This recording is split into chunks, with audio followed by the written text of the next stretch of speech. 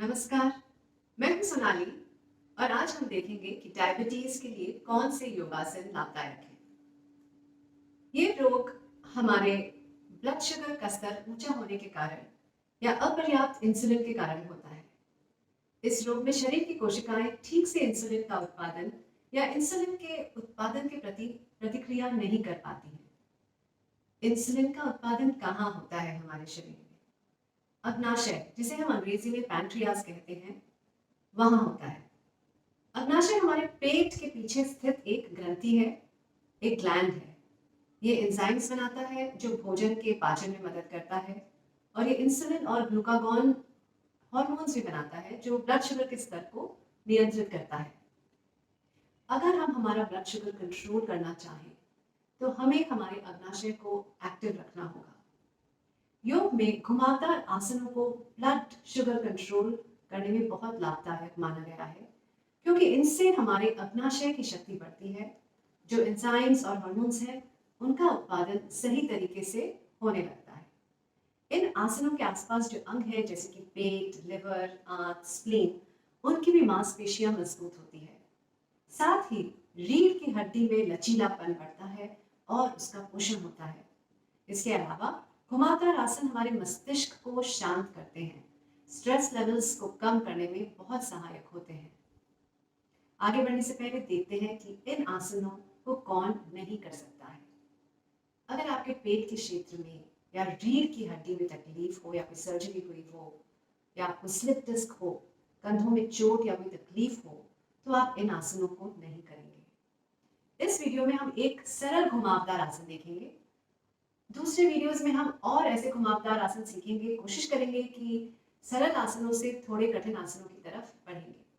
तो आज हम देखेंगे कटी चक्रासन कैसे किया जा सकता है। इसके दो प्रकार हैं, हम दोनों ही आज देखेंगे और ये खड़े होने की स्थिति में किया जाता है। तो चलिए अब हम खड़े होते हैं, खड़े होने की प्रारंभिक स्थिति ले लेते हैं। चलिए सबसे पहले खड़े होकर प्रारंभिक स्थिति में आ जाइए।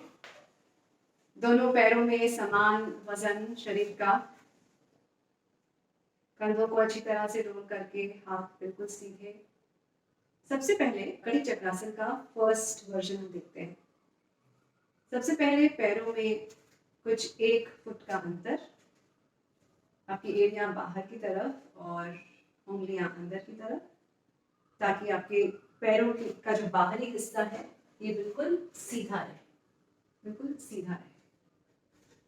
अच्छी तरह से कंधों को रोल करके सीधे खड़े हो जाइए। इसके बाद यहाँ एक आप नॉर्मल श्वसन ले लीजिए। इनहेल एक्सेल, सांस भरिए, सांस छोड़िए, कंफर्टेबल पोजीशन में आ जाइए। इसके बाद दोनों हाथ कंधों की रेखा में ले आइए, बिल्कुल सीधे। अब बाएं हाथ की उंगलियों को दाहिने कंधे की तरफ मोड़ें और वहां रख दें। कंधे पर उंगलियों को टेक दें। ध्यान रहे कि आपकी बाएं हाथ की जो कोहनी है वो कंधों की रेखा में रहे। अब एक सांस भरिए और सांस छोड़ते छोड़ते दाहिने तरफ घूमेंगे।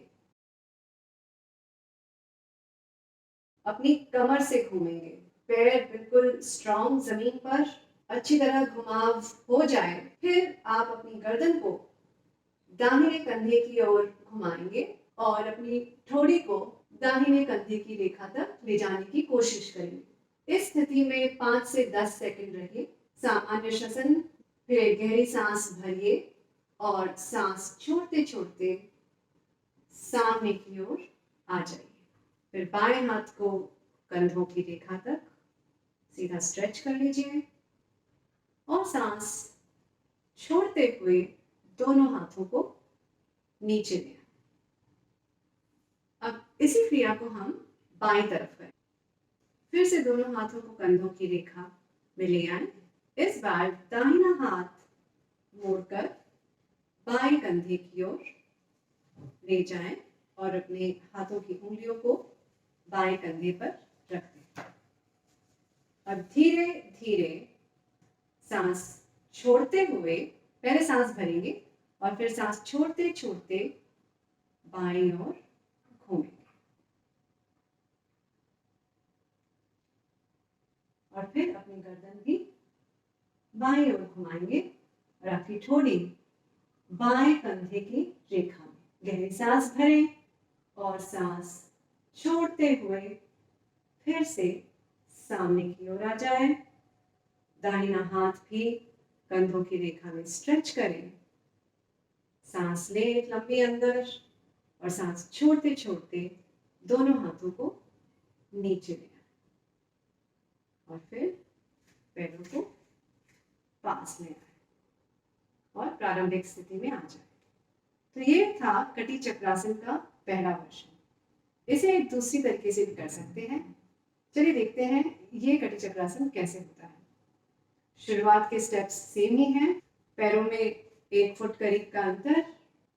फिर आप दोनों हाथों को कंधों की रेखा में स्ट्रेच करें। अब बाएं हाथ को मोड़कर दाहिने कंधे पर बाएं हाथ की उंगलियां टेकेंगे और इस बार दाहिने हाथ को पीछे से मोड़कर कमर पर ले आएंगे बाईं तरफ। देखिए साइड से ऐसा दिखना चाहिए, इस तरह। ये आपकी हथेलियां बाहर की तरफ रहेंगी और कमर के निचले हिस्से पर हाथ आप ले आएंगे। इस स्थिति में आकर यहां आप गहरी सांस लेंगे और फिर सांस छोड़ते छोड़ते दाहिने तरफ कमर को घुमाएंगे। पांव पहले की तरह बिल्कुल स्थिर, जमीन पर अच्छी तरह कंट्रोल के साथ, बिल्कुल स्ट्रॉन्ग। फिर आप अपनी गर्दन को भी दाहिनी तरफ कंधे की रेखा में अपनी ठोड़ी को ले जाएंगे। 5 से 10 सेकंड रुकेंगे आसन में, फिर एक गहरी सांस भरेंगे और सांस छोड़ते छोड़ते सामने की ओर फिर से एक बार आ जाएंगे। अब दोनों हाथों को फिर से कंधों की रेखा में ले आएंगे। सांस भरेंगे यहाँ और छोड़ते छोड़ते हाथों को नीचे ले आएंगे। इसी प्रकार अब हम बाएं तरफ घूमेंगे। फिर से एक बार दोनों हाथों को कंधों की रेखा में, दाहिने हाथ को मोड़ेंगे और बायां हाथ कमर पर, दाहिनी तरफ पीछे से हमारी कमर की तरफ। और फिर धीरे धीरे सांस छोड़ते हुए हम बाएं ओर घूमेंगे। अच्छी तरह घूमने के बाद फिर आप अपनी गर्दन को भी मोड़ेंगे कि आपकी ठोड़ी बाएं कंधे की रेखा में। 5 से 10 सेकंड आसन में रहेंगे। गहरी सांस भरेंगे और सांस छोड़ते हुए फिर से सामने की तरफ आ जाएंगे और फिर धीरे से दोनों हाथ फिर से कंधों की रेखा में ले आएंगे। सांस भरेंगे, सांस छोड़ते छोड़ते हाथों को नीचे ले आएंगे। ये था हमारा कटी चक्रासन का दूसरा वर्जन। तो आज हमने देखा कटी चक्रासन के 2 वर्जन। अगले क्लिप में हम देखेंगे और घुमावदार आसन और धीरे धीरे उनकी कठिनाई बढ़ती रहेगी, पर हम एक क्रम से चलेंगे। आशा करती हूँ कि आप एटलीस्ट अपने घर में इसे जरूर प्रैक्टिस करेंगे। सब लोग कर सकते हैं। अगर आपको आपके रीढ़ की हड्डी में कोई तकलीफ ना हो, जैसा कि हमने पहले कहा, या पेट में कोई तकलीफ ना हो, तो ये आसन जरूर करिए। ये आपके डाइजेशन के लिए बहुत अच्छा है, आपकी डायबिटीज के लिए बहुत अच्छा है और साथ ही साथ आपकी कमर को पतला करने में भी बहुत सहायक है। चलिए फिर से मिलेंगे अगली क्लिप में। नमस्कार।